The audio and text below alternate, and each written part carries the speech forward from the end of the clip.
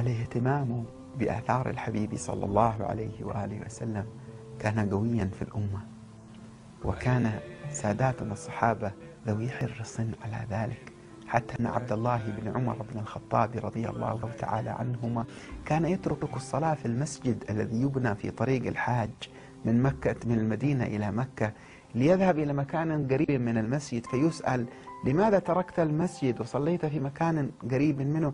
قال: هنا رأيت رسول الله يصلي.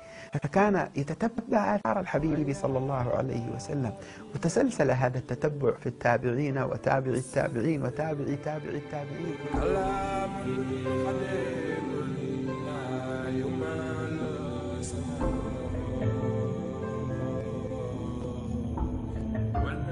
في الوجود شيء اسمه بركة، فلا يمكن إلا أن يكون موجودا في مثل هذا المكان. هذه الشجرة المباركة جلس إليها رسول الله، آوى إليها رسول الله، آوت رسول الله.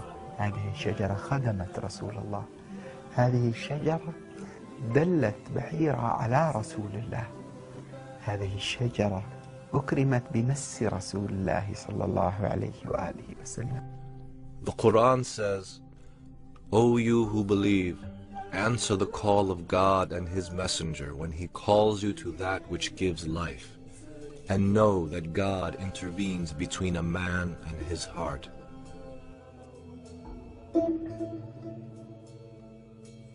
This verse teaches that to answer the call of the Prophet is to answer the call of God, and thus it is a call to life, and it could be said that the tree has lived to our day because it answered the call and received life through the Prophet by the leave of God.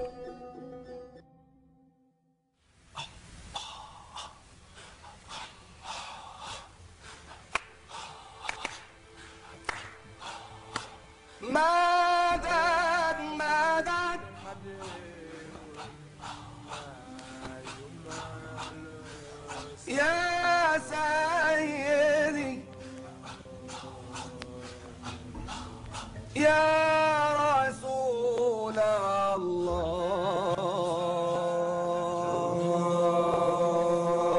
الله، مدخل فيها لسواك ولا سعة فيها لغيرك، واسعة بالعلوم الإلهية والصفات الربانية.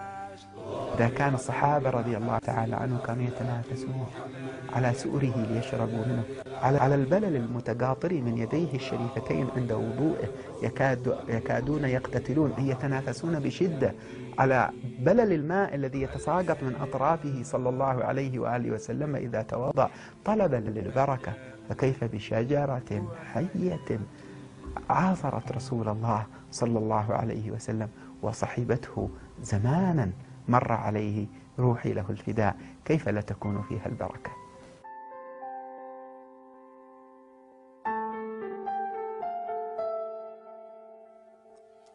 يا ربي ما تخني بالسر والرفيق،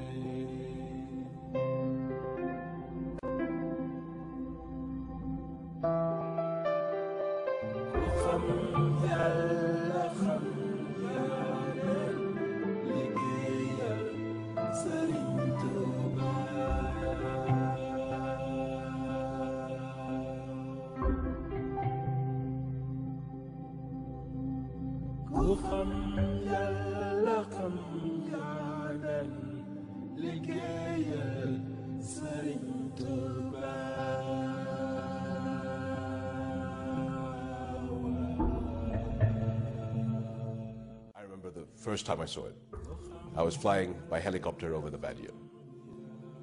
And then in all this desert, I looked down and see a tree, absolutely low.